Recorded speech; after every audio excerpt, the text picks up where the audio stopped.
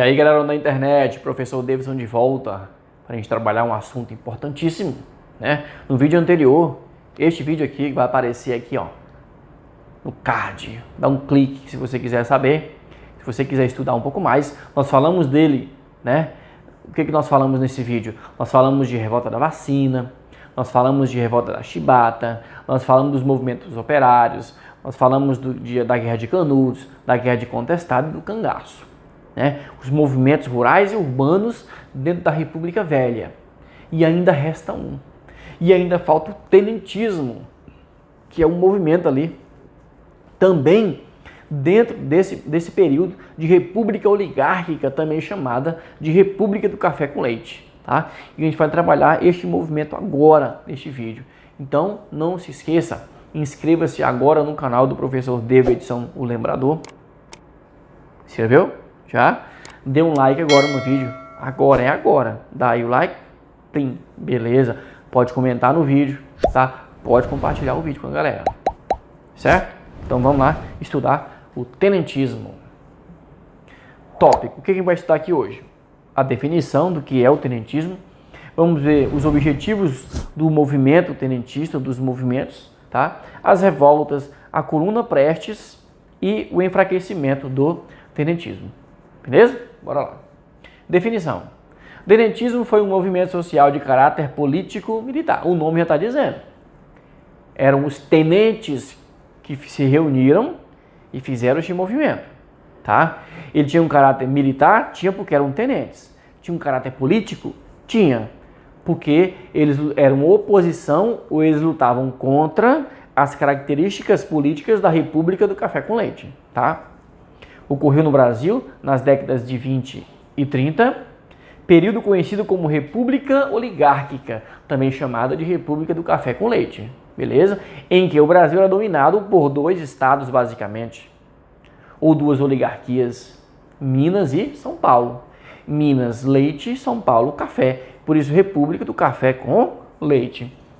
Contou principalmente com a participação de jovens tenentes do Exército, beleza? Por isso que eu falei que era político e militar. Tenentes do Exército, mas eles estavam debatendo e lutando contra aspectos políticos da República Oligárquica. Até aqui tá bom? A definição? Tranquilo? Então bora lá. Pergunta número 1. Pesquise e cite 3 características da República Oligárquica, também chamada de República do Café com Leite. Eu quero 3 características desse momento. Eu não quero 3 características da República Velha ou da Primeira República inteira, não. Eu quero da República Oligárquica. 3 características. Coloca aqui no comentário para mim. Beleza? O que mais? Objetivos do movimento. O que eles queriam? O que o tenentismo queria? Este movimento contestava a ação política e social dos governos representantes das oligarquias, né? Ou seja, eles contestavam o poder dos coronéis, dos grandes fazendeiros de Minas e São Paulo principalmente, tá? Que governavam o Brasil como se fosse deles. Bom, o que mais que eles contestavam?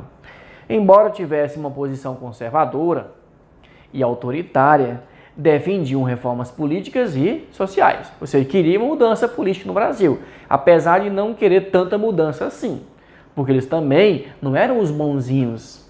Tá? Eles apenas não queriam que os grandes fazendeiros continuassem a governar o Brasil.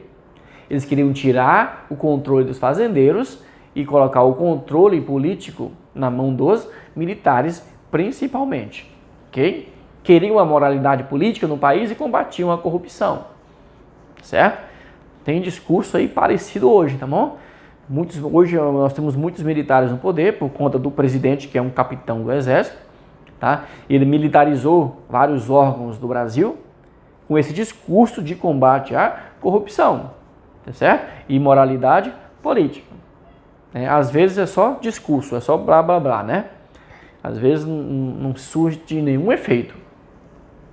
Fim do voto. O que o movimento queria também? Fim do voto de cabresto. O que é o voto cabresto? Tá? É um sistema de votação baseado em violência e fraude que só beneficiava os coronéis. Tá bom? Então, naquele tempo, nós estudamos no vídeo de República Oligárquica, tá? O primeiro vídeo em que os coronéis Eles detinham os votos daquela comunidade, daquela região onde ele comandava, tá? E como o voto era aberto, o voto era falado, os coronéis ficavam ali do lado, ou capanga, né? Esperando a pessoa votar naquele candidato que ele determinou. Isso é o voto cabresto, é um voto na marra. O cara segurava, né? Como guia um cavalo, ele estava guiando o seu voto. É isso? Beleza. Reforma no sistema educacional público no país, os tenentes queriam. Mudança no sistema de voto aberto para voto secreto. Gente, o voto era aberto, eu acabei de falar. A galera falava o voto, chegava na urna e falava o voto. Eu voto no fulano de tal. Tá? Os tenentes queriam o voto secreto, que era melhor para que os fazendeiros não controlassem o voto, certo? Que a pessoa entrasse na cabine e escrevesse o voto dele, escolhesse o candidato, tá? Sem ninguém mais ver, só ele mesmo. Isso é o voto secreto, que existe até hoje. Hoje é o voto secreto e eletrônico aqui no Brasil. Bom? Pergunta 2. Qual a diferença entre o voto aberto e o voto secreto? Muito fácil, né? Coloque nos comentários. Pergunta 2. Qual é essa diferença? Bote lá. Revoltas. Quais foram as revoltas que constituíram o movimento tenentista? Não foi só uma revolta, não foi só a Coluna Prestes, que é a mais famosa. Foram vários movimentos, né, nos anos de 20 e 30.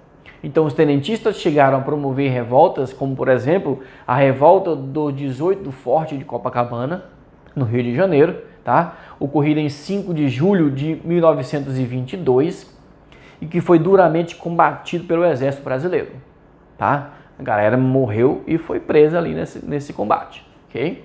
O que mais? Outros exemplos de revoltas tenentistas foram a Revolta Paulista de 1924. Esta foi de arrasar mesmo. A cidade ficou praticamente esvaziada nesse período, né?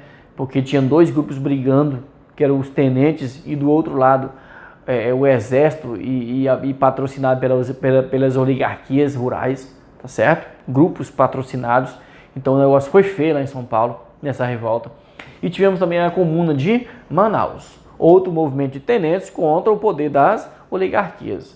Beleza. E o último aqui, ó, Coluna Prestes, que é o mais conhecido, o mais famoso e o maior também, ó.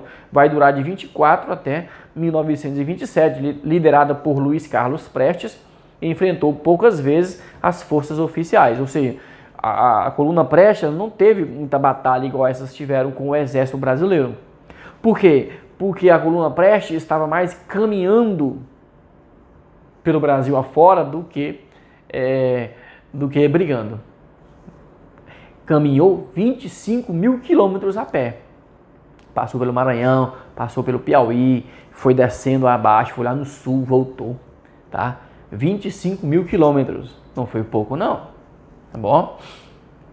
Então, olha só, né? Pergunta 3. Pesquise e diga o que foi a Comuna de Manaus, ocorrida em 1924. Tá?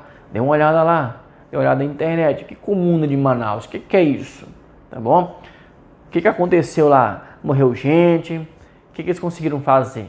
Né? Esse movimento de tenentes lá em Manaus. Beleza? E agora a gente vê a Coluna Prestes, que foi mais duradoura, né? De 1924 a 1927. Foi um movimento político, tá? Logicamente militar, liderado por militares, contrário ao governo da República Velha e às elites agrárias, né? Ou seja, as oligarquias agrárias, que a gente já falou várias vezes aqui. Tinha o objetivo de conscientizar a população contra as injustiças sociais promovidas pelo governo republicano. Por isso que eles caminharam 25 mil quilômetros para conversar com as pessoas em todos os estados, todas as cidades, todas as comunidades em que eles passaram, para conscientizar a população contra as injustiças sociais promovidas pelo governo republicano. É isso que eles queriam. Por isso eles andaram tanto. Queriam derrubar o governo do presidente Arthur Bernardes. Queria tirar o presidente do governo. E implantar o voto secreto, já falamos lá atrás, né? E o ensino fundamental, obrigatório no Brasil, não era obrigatório. Acabar com a miséria e a injustiça social no Brasil. Então eram muitos objetivos. A galera queria muita coisa, tá certo? E conseguiram pouquíssimo, né? Porque por onde eles passaram, eles não conseguiram conscientizar muitas pessoas. Tanto que o grupo não aumentou tanto. O grupo era para ir passando por estados e pegando mais pessoas. Só que eles não convenceram muito, né? E muitas pessoas com medo, e muitas pessoas não podiam sair por conta das famílias, né? Muitos outros problemas, né? Que não deu para fazer com que a coluna Prestes se tornasse mais forte e cumprisse os objetivos que ela queria, certo? Pergunta número 4. A coluna Prestes caminhou 25 mil quilômetros pelo Brasil. Qual era o objetivo dessa caminhada? Eu falei lá atrás para você. Dá uma volta aí, um minuto atrás, você vai ver, beleza? Bote nos comentários. E o enfraquecimento do tenentismo, tá? Esse movimento muito forte, anos 20, anos 30, no começo dos anos 30, ele se enfraquece. Por quê? Tá? O movimento tenentista perdeu força após a Revolução de 30. O que é a Revolução de 30? Foi um golpe político em que Getúlio Vargas toma o poder no Brasil. Toma o poder mesmo, né?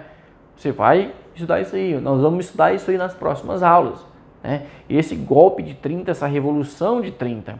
Vargas conseguiu produzir uma divisão do movimento, né? Ele fez o movimento rachou os tenentes. Uns foram para um lado, outros foram para o outro e outros foram para outro ainda, foram para 3 lados, tá bom? Uns foram para o comunismo, outros foram para o fascismo e outros foram para o autoritarismo. Foi trabalhar com Getúlio Vargas, tá bom? Sendo que importantes nomes do tenentismo passaram a atuar como interventores federais. Interventores, tá? A gente vai estudar quando estivermos na era Vargas, no presidente Vargas, né? São as pessoas que ele nomeou para substituir os governadores nos estados do Brasil, né? Não foi eleito, não foram eleitos, eles foram colocados, escolhidos por Getúlio Vargas, o interventor da Bahia, o interventor do Maranhão, o interventor no Pará, tá? Então, interventores em todo o Brasil, tá? Comandados e liderados por Getúlio Vargas. E muitos deles eram tenentes do movimento tenentista, certo? Mas outros foram para o outro lado, do comunismo, como Luiz Carlos Prestes, que era o líder da coluna Prestes, tá bom? Outros continuaram no movimento, fazendo parte principalmente da coluna Prestes, como foi o caso do Luiz Carlos Prestes e os seus mais próximos ali, tá bom? Beleza? Tá entendido aí? Tá certo. Então, última pergunta. O movimento tenentista perdeu força após a Revolução de 30. Falamos isso aqui atrás, agora há pouco, né? Sendo assim, o que foi essa Revolução de 30? Eu quero que você dê uma pesquisada aí. Dê uma olhadinha, escreva um parágrafozinho para mim. O que foi a Revolução de 30? Só isso, nada mais. Coloca aqui nos comentários. Beleza, gente? A gente finalizou por aqui. Foca no lembrador. Foca no lembrador que o sucesso é garantido, né? Aprendizagem de qualidade aqui no ramo da história não tem para ninguém. É o futuro melhor canal de aula de história do Brasil. Beleza? Se inscreva no canal, dê like no vídeo, compartilha, comenta. Um abraço, até a próxima aula.